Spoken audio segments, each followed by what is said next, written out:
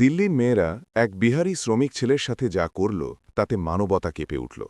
বন্ধুরা, সাল ২০২৩-এর মে থেকে জুনের মাস ছিল। দিল্লির গরম তার চরমে ছিল। বাতাস যেন আগুন উগড়ে দিচ্ছিল। রাস্তায় হাঁটা মানুষজন ঘামে ভিজে জবজবে ছিল। আর বাসগুলোর ভেতরের অবস্থা তো আরও খারাপ ছিল। সেই দিল্লিতেই বিহারের বেগুসারায়ের বাসিন্দা এক ছেলে, যার নাম ছিল আদিত্য। রোজ সকালে নিজের ডিউটিতে যাওয়ার জন্য বাস ধরত।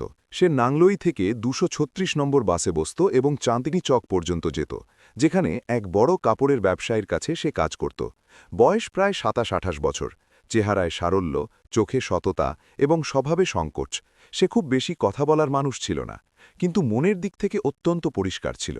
সেদিনও সে সব সময়কার মতো সময়ের আগেই বাসস্টপে পৌঁছে গিয়েছিল। শুরুতে বাস খালি থাকত, তাই সে সিট পেয়ে যেত। সে জানালার পাশে বসে বাইরে বয়ে চলা দিল্লিকে দেখতে থাকত। আধা কিলোমিটার যেতে না যেতেই বাস ভরে যেত। মানুষ একে অপরের সাথে গাদাগাদি করে ঘামে ভিজে কোনো মতে দাঁড়িয়ে থাকত। সেই ভিড়েই সেদিন ৪ জন মেয়ে উঠল। তারা কলেজের ছাত্রী ছিল। তাদের চেহারায় গরমের ক্লান্তি স্পষ্ট দেখা যাচ্ছিল। তাদের মধ্যে একজন মেয়ে, যার নাম ছিল কিরণ, বাকি ৩ বান্ধবীর সাথে কোনো মতে বাসে জায়গা করে দাঁড়িয়ে পড়ল। বাকি বান্ধবীদের নাম ছিল তৃষা, রাগিনী আর মোহক। ৪ জনই প্রায় সমবয়সী ছিল এবং কাশ্মীরি গেটের আম্বেদকর কলেজে এমএ পড়ছিল। বাসে সেদিন এত গরম ছিল যে শ্বাস নেওয়া কঠিন হয়ে উঠছিল। হঠাৎ কিরণের চেহারা ফ্যাকাশে হতে লাগল। সে হ্যান্ডেল ধরার চেষ্টা করল, কিন্তু মাথা ঘুরে সেখানেই নিচে বসে পড়ল। তার বান্ধবীরা ঘাবড়ে গেল। ভিড়ের মধ্যে হইচই পড়ে গেল। তখনই আদিত্য এটা দেখল। সে এক মুহূর্ত না ভেবে নিজের সিট থেকে উঠে দাঁড়াল এবং বলল, আপনি বসে পড়ুন। কিরণকে সাহারা দিয়ে সে নিজের সিটে বসিয়ে দিল এবং নিজে তার কাছে দাঁড়িয়ে পড়ল। কিছুক্ষণের মধ্যেই কিরণ একটু স্বস্তি পেল, কিন্তু গরম তখনও মাত্রাতিরিক্ত ছিল। আদিত্য তার ব্যাগ থেকে একটা ছোট্ট হ্যান্ড ফ্যান বের করে অন করে দিল আর বলল, নিন, এতে একটু হাওয়া পাবেন। কিরণ প্রথমে তো ইতস্তত করল, তারপর সে পাখাটা নিয়ে নিল। ঠান্ডা হাওয়া চেহারায় পড়তেই সে আরাম পেল। তার বান্ধবীরা অবাক হয়ে আদিত্যকে দেখতে লাগল। তৃষা হেসে জিজ্ঞেস করল, আরে বাহ, এটা তো খুব কাজের, কত দিয়ে নিয়েছ? আদিত্য সংকোচের সাথে বলল, মাত্র ২৫০ টাকার। সবাই হেসে ফেলল। কিরণের মুখেও হালকা হাসি ফুটে উঠল। কিছুক্ষণের মধ্যেই বাস কাশ্মীরি গেট পৌঁছাল। ৪ মেয়ে নামতে লাগল। নামতে নামতে কিরণ পাখাটা ফিরিয়ে দিল আর ধীরে করে বলল, থ্যাংক ইউ। তার গলায় সত্যিকারের কৃতজ্ঞতা ছিল। আদিত্য শুধু হেসে দিল। বাস এগিয়ে গেল এবং কিছুক্ষণ পর চাঁদনি চক চলে আসলো। সে নেমে তার দোকানের দিকে চলে গেল। কিন্তু সারাদিন তার মনে ওই চেহারাটাই ঘুরতে থাকত, ঘামে ভেজা, ঘাবড়ে থাকা, তারপর ধীরে ধীরে হাসতে থাকা। পরের দিন আবার একই ঘটনা। আদিত্য বরাবরের মতো আগেই উঠল আর সিটে বসে পড়ল। কিছুক্ষণ পর আনন্দ পর্বত থেকে ৪ বান্ধবী আবার উঠল। আজ ভিড় ছিল। আদিত্য তাদের দেখা মাত্রই তার মুখে হালকা হাসি ফুটে উঠল। এবার ৪ জনও তাকে চিনে ফেলল এবং হেসে দিল। আদিত্যর জন্য এই ছোট্ট হাসিটা অনেক বড় আনন্দ ছিল। কিরণ তার কাছে এসে দাঁড়াল। আদিত্য সাথে সাথে দাঁড়িয়ে পড়ল এবং বলল, আপনি বসে পড়ুন। কিরণ একটু বারণ করল, তারপর বসে পড়ল। সে আদিত্যর ব্যাগটা নিজের হাতে নিয়ে নিল আর বলল, আজ পাখা আনেননি? আদিত্য হেসে বলল, ব্যাগে আছে। সে পাখা বের করে আবার তাকে দিয়ে দিল। ৪ বান্ধবী পালা করে পাখা নিয়ে হাওয়া খেতে লাগলো আর মজা করতে থাকল। বাসের যাত্রা আজ কিছুটা হালকা মনে হচ্ছিল। কিছুক্ষণ পর যখন ভিড় কমল, তখন আদিত্য পাশের সিটে বসে পড়ল। কিরণ প্রথমবার তাকে সরাসরি প্রশ্ন করল, আপনি কি কাজ করেন? সে জবাব দিল, চাঁদনি চকে কাপড়ের দোকানে কাজ করি। কিরণ বলল, আচ্ছা, তাহলে কখনো আমরা গেলে ডিসকাউন্ট পাওয়া যাবে? আদিত্য হেসে বলল, মালিকের উপর নির্ভর করছে, তবে আপনারা আসুন তো, অবশ্যই চেষ্টা করব। তারপর কিরণ বলল, আপনার নম্বরটা দিয়ে দিন। আদিত্য একটু চমকে গেল। তারপর সে নম্বর বলে দিল। কিরণ সেই মুহূর্তেই মিসড কল করে দিল আর বলল, সেভ করে নিন, আমার নাম কিরণ। বান্ধবীরা তাকে খ্যাপাতে লাগল। কিরণ হাসতে হাসতে বলল, আরে জানা জরুরি, মানুষ কিভাবে থাকে, কি কাজ করে, সবকিছু শেখার সুযোগ পাওয়া যায়। সেই দিনের পর থেকে রোজ একই ব্যাপার ঘটতে লাগল। কখনো হাসি, কখনো ২-৪টে কথা, কখনো পাখা, কখনো হালকা হাসি ঠাট্টা। আদিত্যর দিনের শুরু এখন বাসের সেই স্টপ থেকে হতো, যেখানে তার কিরণের জন্য অপেক্ষা থাকত, এবং তার মনে হতে লেগেছিল যে হয়তো কিরণেরও তার উপস্থিতি ভালো লাগতে শুরু করেছে। একদিন হঠাৎ ৩-৪ দিন ধরে কিরণ আর তার বান্ধবীদের বাসে দেখা গেল না। আদিত্যর মন অস্থির হয়ে উঠল। সে ভাবত, তারা কি অন্য কোনো যাতায়াতের মাধ্যমে যেতে শুরু করেছে? কলেজের কি ছুটি আছে? সে কি নেমে গিয়ে জিজ্ঞেস করবে? কিন্তু তারপর নিজেকে আটকে নিত। আমার যোগ্যতাই বাকি, সে ভাবত। একজন শ্রমিক মানুষ আমি। পুরো 1 সপ্তাহ এভাবেই কেটে গেল। তারপর একদিন সকালে তার ফোনে কল আসলো। অচেনা নম্বর ছিল, কিন্তু গলা চিনতে পারল। চিনতে পারলেন? আমি বাসের কিরণ বলছি। আদিত্যর বুক জোর ধকধক করতে লাগল। সে বলল, হ্যাঁ, চিনতে পেরেছি। কিরণ বলল, আপনার সাথে দেখাই হচ্ছে না, খুব ভিড় থাকে, সিটও পাওয়া যায় না। তার গলায় অভিযোগও ছিল আর আপনত্ব। আদিত্য জানালো যে সে কখন বাসে ওঠে। কিরণ বলল, যখন পৌঁছতে যাবেন তখন কল করে দেবেন। সেদিন দুজনের আবার দেখা হলো। ভিড় একই ছিল, গরম একই ছিল, কিন্তু এখন দুজনের মাঝে এক না বলা সম্পর্ক তৈরি হতে শুরু করেছিল। পাখা, সিট, ছোট ছোট কথা, সবকিছুই যেন এই গল্পের ভিত্তি স্থাপন করছিল। আর আদিত্যর এখন প্রতি সকালের অপেক্ষা আগের চেয়ে বেশি হতে শুরু করেছিল, কারণ সে জানত যে বাসের ভিড়ে কোথাও না কোথাও কিরণ দাঁড়িয়ে থাকবে, আর তার একটা হাসি পুরো দিনটাকে উজ্জ্বল করে দেবে। এখন তার সকাল শুধু ডিউটিতে যাওয়ার জন্য নয়, বরং ওই এক ঝলকের জন্য হতে শুরু করেছিল। সে আগের চেয়ে একটু ভালো পোশাক পরতে শুরু করেছিল, চুল ঠিকমতো আঁচড়াতে শুরু করেছিল, এবং ব্যাগে পাখার সাথে কখনো কখনো কিছু ছোটখাটো জিনিসও রাখতে শুরু করেছিল, যেগুলো সে দেওয়ার সাহস তো পেত না, কিন্তু মনে মনে ভাবত যে হয়তো কখনো সুযোগ মিলবে। ধীরে ধীরে বাসের যাত্রা দুজনের জন্যেই একটা অভ্যেসে পরিণত হয়ে গেল। কিরণ এখন বাসে উঠেই তাকে খুঁজত। যদি সে সিটে বসে থাকত, তবে তার নজর নিজে থেকেই সেখানে চলে যেত।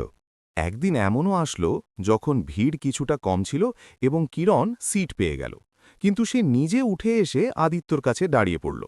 আদিত্য চমকে উঠে বলল, আপনি বসে থাকুন। কিরণ হাসল আর বলল, আজ দাঁড়িয়েই থাকব, সমতা জরুরি। এই কথা শুনে আদিত্যর মুখে এমন একটা ঔজ্জ্বল্য ফুটে উঠল, যেন কেউ তাকে কোনো অমূল্য উপহার দিয়ে দিয়েছে। এখন ফোনেও কথা বাড়তে শুরু করেছিল। প্রথমে শুধু কোথায় পৌঁছালেন, বাসে উঠলেন, এর মতো ছোট প্রশ্ন হতো, কিন্তু এখন কথা পড়াশোনা, কাজ, পরিবার এবং স্বপ্ন পর্যন্ত পৌঁছাতে শুরু করেছিল। কিরণ ইতিহাসে এমএ পড়ছিল এবং তার পুরনো কেল্লা, পুরনো ইমারত আর দিল্লির ঐতিহ্যের প্রতি বিশেষ আগ্রহ ছিল। সে প্রায়ই বলতো, দিল্লি শুধু একটা শহর নয়, একটা গল্প। আদিত্য মন দিয়ে তার কথা শুনত আর বলতো, আপনি বলেন তো সবকিছুই ভালো লাগে। একদিন আদিত্য তার ব্যাগে 4টি দামি ক্যাডবেরি চকোলেট রেখে নিল। বাসে যখন সে সবসময়কার মতো নিজের ব্যাগটা কিরণকে ধরালো আর সে পাখা বের করতে গেল, তখন তার নজর চকোলেটের উপর পড়ল। সে সাথে সাথে একটা বের করে বলল, আরে বাহ, এগুলো কার জন্য? আদিত্য একটু অপ্রস্তুত হয়ে গেল এবং বলল, এমনি। কিরণ দুষ্টুমি ভরা ভঙ্গিতে জিজ্ঞেস করল, সত্যি করে বলো, কার জন্য? সে বলল, আপনাদের জন্যই ধরে নিন। 3 বান্ধবী হেসে ফেলল। চকোলেট সবার মধ্যে ভাগ হয়ে গেল এবং সেদিন বাসে যেন একটা ছোট্ট উৎসব পালিত হল। 2-3 মাস এভাবেই কেটে গেল। এখন তারা মাঝে মাঝে বাস থেকে নামার পরও 5-10 মিনিট একসাথে দাঁড়িয়ে কথা বলে নিত। একদিন ভিড় কম ছিল এবং কিরণের পাশের সিটটা খালি হল। সে ইশারায় আদিত্যকে ডাকল আর বলল, এদিকে এসে বসো। সে আস্তে করে বসে পড়ল। দুজনের মধ্যে কয়েক ইঞ্চির দূরত্ব ছিল, কিন্তু মনের দূরত্ব এখন অনেকটাই কমে গিয়েছিল। সেদিন দুজনে খুব একটা কথা বলল না, শুধু চুপচাপ একসাথে বসে রইল। সেই নীরবতার মধ্যেও একটা আপনত্ব ছিল।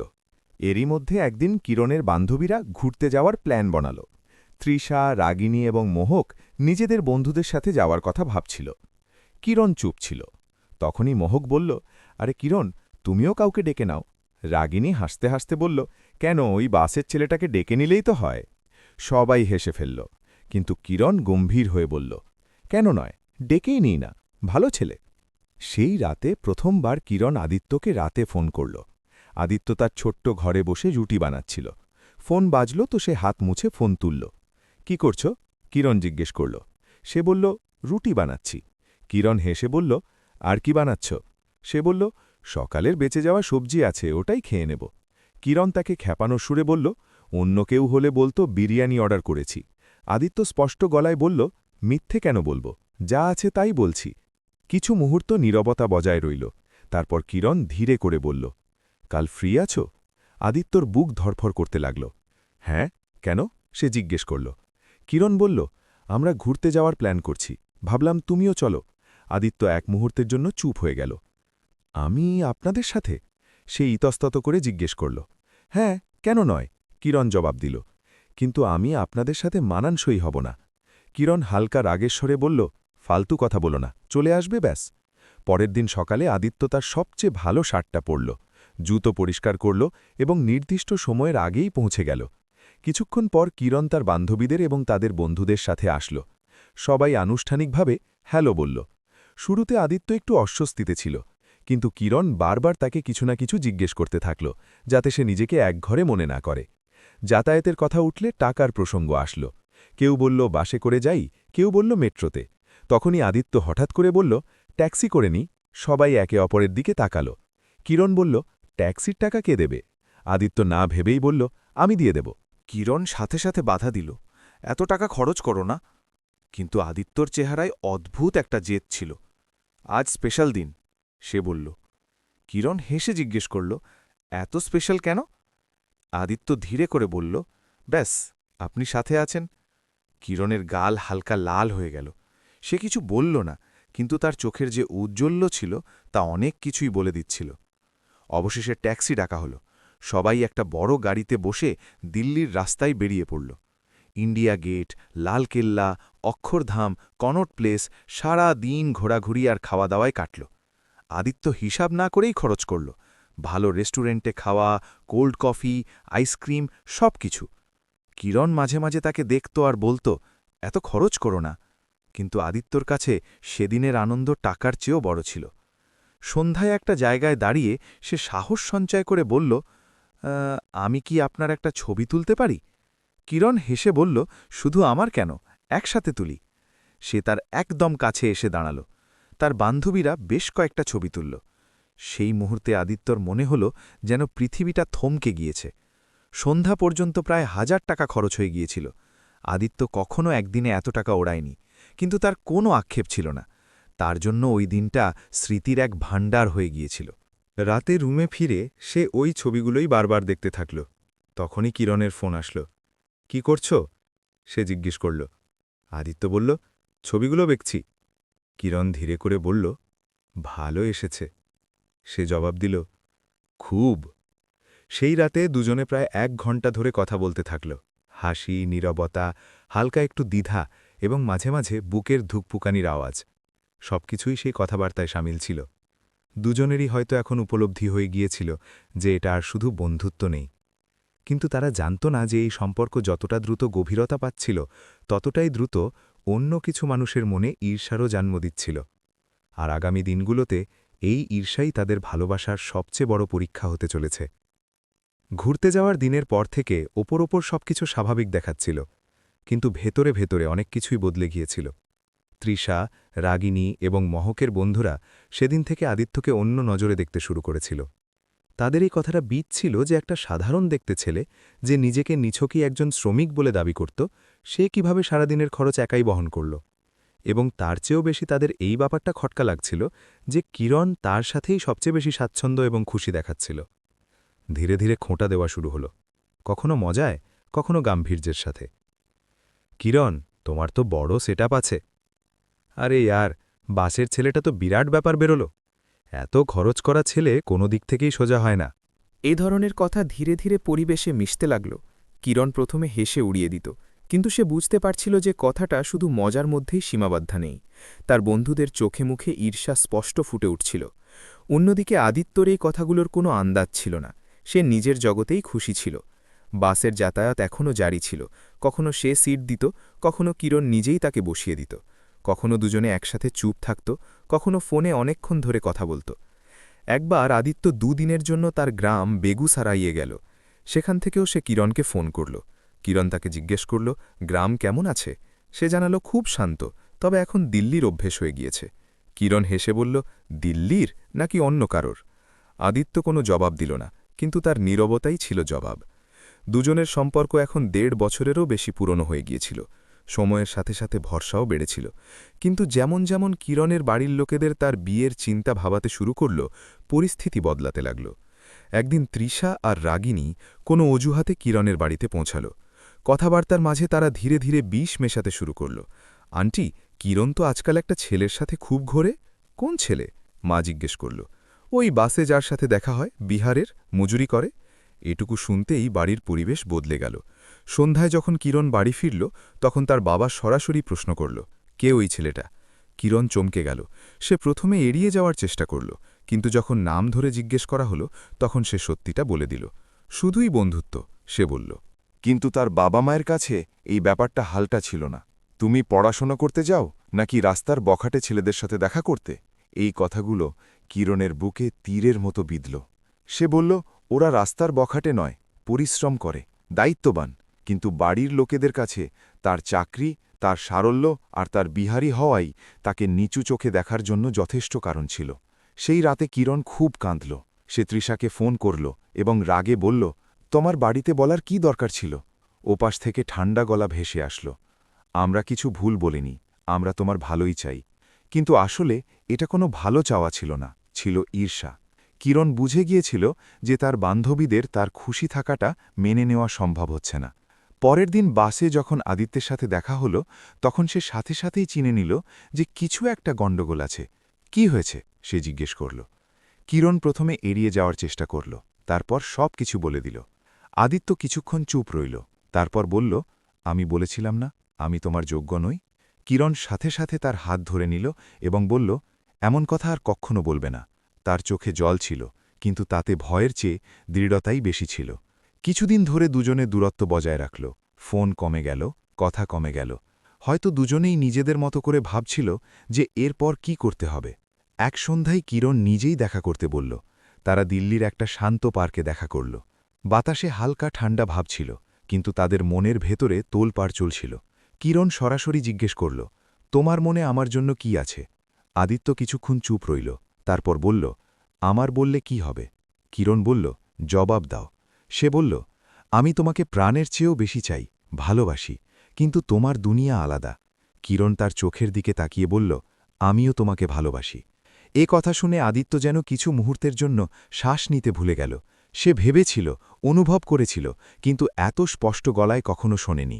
কিরণ আরও বলল, বাড়ির লোক বিয়ের কথা বলছে। আমাদের যদি একসাথে থাকতে হয় তবে পরিষ্কার করে ভাবতে হবে। আদিত্য মাথা নিচু করে নিল। আমি শুধু 12 ক্লাস পাস, তোমার পড়াশোনা, তোমার স্ট্যাটাস। সে বলছিল, এমন সময় কিরণটাকে থামিয়ে দিল। আমার ডিগ্রি নয়, মানুষ চাই।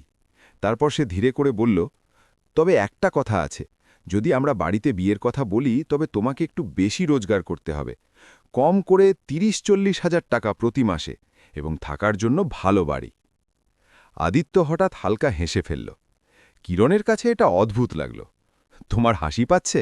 সে জিজ্ঞেস করল। আদিত্য বলল, ব্যাস এইটুকুই ব্যাপার? কিরণ বলল, তোমার কাছে ছোট মনে হচ্ছে? এটাই সবচেয়ে বড় ব্যাপার। আদিত্য কিছু মুহূর্ত তাকে দেখতে থাকল, তারপর বলল, আমি যদি বলি যে আমার কাছে আগে থেকেই বাড়ি আছে, নাংলইতে 100 গজের নিজের বাড়ি আছে, আর আমি মাসে 1 লাখ টাকা রোজগার করি। কিরণ হতবাক হয়ে গেল। কি? তার মুখ থেকে বেরিয়ে আসলো। আদিত্য প্রথমবার নিজের ব্যাপারে সত্যিটা বলল।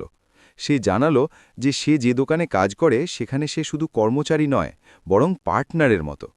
সে বছরের পর বছর পরিশ্রম করে নিজের পরিচয় তৈরি করেছে। সে এটাও জানালো যে তার কাছে গাড়ি আছে, কিন্তু সে ইচ্ছে করেই বাসে যাতায়াত করত। কেন? কিরণ জিজ্ঞেস করল। আদিত্য ধীরে করে বলল, কারণ আমি জানতে চাইতাম যে কেউ আমাকে আমার সত্যির জন্য পছন্দ করে নাকি আমার স্ট্যাটাসের জন্য। কিরণের চোখ থেকে জল গড়াতে লাগল। সে একসাথে আনন্দ, বিস্ময় এবং হালকা রাগ অনুভব করল। তুমি পাগল, সে বলল। এতদিন ধরে লুকিয়ে রেখেছিলে? আদিত্য বলল, ভয় ছিল, পাছে তুমি বদলে যাও। কিরণ তার বুকে মাথা রেখে বলল, আমি তোমার সাথে আছি। গরিব হতে তাহলেও থাকতাম, বড়লোক তো তাতেও আছি। কিন্তু আসল পরীক্ষা এখনও বাকি ছিল, কারণ সত্যিটা সামনে আসার পর শুধু কিরণই নয়, বরং তার বাবা মা এবং সেই সমস্ত মানুষেরাও অবাক হতে চলেছিল যারা আদিত্যকে নিচু চোখে দেখেছিল। আর এখন এই গল্প একটা নতুন মোড়ের দিকে এগোচ্ছিল, যেখানে ভালোবাসাকে শুধু সমাজের সাথে নয়, বরং অহংকার এবং কুসংস্কারের সাথেও লড়তে হতো। সেদিন পার্কে সত্যিটা জানার পর কিরণ অনেকক্ষণ চুপ করেছিল। সে খুশিও ছিল, আর একটু রাগও ছিল যে আদিত্য এতদিন ধরে নিজের আসল পরিচয় লুকিয়ে রেখেছিল। কিন্তু যখন সে তার চোখের দিকে তাকাল, তখন সেখানে একটাই জিনিস ছিল, ভয়, হারিয়ে ফেলার ভয়। কিরণ সেই মুহূর্তেই ঠিক করে নিল যে এখন এই সম্পর্ক আর লুকিয়ে চলবে না, যদি লড়তে হয় তবে খোলাখুলি লড়ব। ঠিক পরের সপ্তাহেই কিরণ বাড়িতে পরিষ্কারভাবে বলে দিল যে সে ওই ছেলেটাকেই বিয়ে করতে চায় যার সাথে সে ১.৫ বছর ধরে কথা বলছে। বাড়িতে নিস্তব্ধতা ছেয়ে গেল। বাবা কঠোর গলায় বলল, ওকে ডাকো, কথা বলতে হবে। মায়ের চেহারায় দুশ্চিন্তা স্পষ্ট দেখা যাচ্ছিল। তাদের এখনও এটাই মনে হচ্ছিল যে সে একজন সামান্য শ্রমিক, যে তাদের শিক্ষিত মেয়ের যোগ্য নয়। কিরণ আদিত্যকে ফোন করল আর সব কিছু বলল। কিছু মুহূর্তের জন্য সে চুপ রইল, তারপর বলল, আমি আসব, কিন্তু একটা শর্ত আছে। কিরণ জিজ্ঞেস করল, কি? সে বলল, আমি সেভাবেই আসব যেভাবে আপনি আমাকে চেনেন, সাদা পোশাকে, কোনো লোক দেখানো ছাড়াই। কিরণ হেসে দিল, যেমন আছো তেমনই আসবে। যেদিন আদিত্য কিরণের বাড়ি পৌঁছল, সে সাধারণ একটা শার্ট আর প্যান্ট পরেছিল। হাতে কোনো দামি গিফট ছিল না, শুধু মিষ্টির বাক্স। তার চেহারায় হালকা ঘাবড়ে যাওয়ার ছাপ ছিল, কিন্তু চোখে আত্মবিশ্বাস। দরজা খুলতেই সামনে কিরণের বাবা দাঁড়িয়েছিল। তিনি তাকে ওপর থেকে নিচ পর্যন্ত দেখলেন। আদিত্য মাথা ঝুঁকিয়ে নমস্তে করল। সে ভেতরে আসলো এবং সোফায় বসে পড়ল। পরিবেশ থমথমে ছিল। প্রথম প্রশ্নটাই সরাসরি ছিল, কি করো? আদিত্য শান্ত গলায় জানালো যে সে চাঁদনি চকে কাপড়ের কাজ করে, নিজের অংশীদারিত্ব আছে, পরিশ্রম করে এখান পর্যন্ত পৌঁছেছে। বাবা জিজ্ঞেস করলেন, রোজগার কত করো? আদিত্য সত্যিটাই জানালো। যখন সে তার মাসিক আয়ের কথা জানালো, তখন ঘরে বসে থাকা সবাই চমকে গেল। মা প্রথমবার তাকে মন দিয়ে দেখলেন। তারপর সে জানালো যে নাংলইতে তার নিজের বাড়ি আছে, গাড়ি আছে, এবং সবচেয়ে বড় কথা হল যে সে নিজের পরিশ্রমে সবকিছু অর্জন করেছে। বাবা কিছুক্ষণ চুপ থেকে জিজ্ঞেস করলেন, এত কিছু থাকা সত্ত্বেও বাসে কেন ঘুরতে? আদিত্য পরিষ্কার জানালো, কারণ আমি জানতে চাইতাম যে আপনার মেয়ে আমাকে আমার পোশাক আর টাকা দিয়ে নয়, বরং আমার স্বভাব দিয়ে চিনুক। ঘরে নিস্তব্ধতা ছেয়ে গেল। এই জবাবটা সরাসরি ছিল, কিন্তু গভীর ছিল। কিরণের মায়ের চোখে জল চলে আসলো। তাদের নিজের মেয়ের পছন্দের ওপর প্রথমবার গর্ব অনুভব হল। বাবা এখনও গম্ভীর ছিলেন, কিন্তু তার কথা বলার ধরন বদলে গিয়েছিল। তিনি বললেন, আমাদের সময় চাই। আদিত্য মাথা নিচু করে বলল, যতটা চাই নিন, আমি অপেক্ষা করব। অন্যদিকে যখন তৃষা, রাগিনী এবং মাহাক এসব কথা জানতে পারল, তখন তাদের বিশ্বাসই হচ্ছিল না। যাকে তারা রাস্তার বখাটে বলছিল, সেই ছেলেই নিজের পরিশ্রমে নিজের বাড়ি আর পরিচয় বানিয়ে নিয়েছে। ধীরে ধীরে তাদের গলার জোর কমে আসল। ঈর্ষা এখন লজ্জায় পরিণত হতে শুরু করেছিল। কয়েক সপ্তাহ পর কিরণের বাড়ি থেকে ডাক আসল। এবার পরিবেশ আলাদা ছিল। চা, জলখাবারের সাথে হাসিমুখও ছিল। বাবা সরাসরি বললেন, যদি তোমরা দুজনে একে অপরকে বোঝো আর একসাথে থাকতে চাও, তবে আমাদের কোনো আপত্তি নেই। এ কথা শুনতেই কিরণের চোখ জলে ভরে আসল। আদিত্য মনে মনে ঈশ্বরকে ধন্যবাদ জানাল। সাল ২০২৫-এ দিল্লিতে দুজনের বিয়ে খুব ধুমধাম করে হল। আদিত্যর গ্রাম বেগুসরাই থেকেও আত্মীয় স্বজন আসল এবং কিরণের পরিবার পূর্ণ সম্মানের সাথে তাদের স্বাগত জানাল। বিয়েতে সেই মানুষগুলোও ছিল যারা একসময় খোঁটা দিয়েছিল। আজ তারা সবাই হাসছিল, যেন তারা আগে থেকেই সব কিছু জানত। বিয়ের পর কিরণ নাংলয়ের বাড়িতে আসল। বাড়ি সাধারণ ছিল, কিন্তু প্রতিটি দেওয়ালে পরিশ্রমের গল্প লেখা ছিল। আদিত্য বলল, তুমি যদি চাও তবে আমরা অন্য কোথাও শিফট হতে পারি। কিরণ হেসে জবাব দিল, বাড়ি জায়গা দিয়ে নয়, সঙ্গ দিয়ে তৈরি হয়। ধীরে ধীরে দুজনের জীবন সঠিক ট্র্যাকে চলে আসল। কিরণ তার পড়াশোনা শেষ করল এবং কলেজে লেকচারার হওয়ার প্রস্তুতি শুরু করে দিল। আদিত্য তার কাজকে আরও বাড়াল। সন্ধ্যায় দুজনে প্রায়ই গাড়ি নিয়ে বেরিয়ে কখনো ইন্ডিয়া গেট তো কখনো যমুনা নদীর তীরে ঘুরতে চলে যেত। কিন্তু কখনো কখনো তারা ইচ্ছে করে সেই ২৩৬ নম্বর বাসেও বসে পড়ত, যেখান থেকে তাদের গল্প শুরু হয়েছিল। ভিড় এখনও হতো, ঘামও বেরোত, কিন্তু সেই ভিড়ের মধ্যে তারা নিজেদের অতীত দেখতে পেত। সেই দিনটা, যেদিন একটা সিট দেওয়ায় সম্পর্ক তৈরি হয়েছিল। একদিন বাসে দাঁড়িয়ে দাঁড়িয়ে কিরণ হেসে বলল, যদি সেদিন তোমার কাছে পাখা না থাকত তবে। আদিত্য হেসে ফেলল, তাহলে হয়তো আমি আজও পাখা খুঁজেই বেড়াতাম। দুজনেই হেসে ফেলল। তাদের গল্পে বড়লোকই হওয়ার চেয়ে বেশি গুরুত্ব সততার ছিল, আর লোক দেখানোর চেয়ে বেশি ভরসার। আদিত্য প্রমাণ করে দিয়েছিল যে আসল পরিচয় পোশাক বা স্ট্যাটাস দিয়ে নয়, চরিত্র দিয়ে তৈরি হয়। আর কিরণ প্রমাণ করে দিয়েছিল যে সত্যিকারের ভালোবাসা কারো পকেট নয়, তার মনকে দেখে। দিল্লির সেই গরম থেকে শুরু হওয়া এই গল্প এখন ঠান্ডা, স্বস্তিদায়ক ছায়ায় পরিণত হয়ে গিয়েছিল। ভিড়ভাট্টাওয়ালা বাস থেকে শুরু হওয়া যাতায়াত এখন জীবনের লম্বা পথে বদলে গিয়েছিল, যেখানে দুজনে একসাথে ছিল, সমানাধিকারে, সম্মানে এবং পূর্ণ ভালোবাসার সাথে। বন্ধুরা, যদি এই গল্পটি আপনাদের হৃদয় ছুঁয়ে গিয়ে থাকে, তবে ভিডিওটি লাইক এবং শেয়ার করতে ভুলবেন না। আর হ্যাঁ, আমাদের চ্যানেল ওভি ভয়েসকে সাবস্ক্রাইব করতে ভুলবেন না। জয় হিন্দ, জয় ভারত।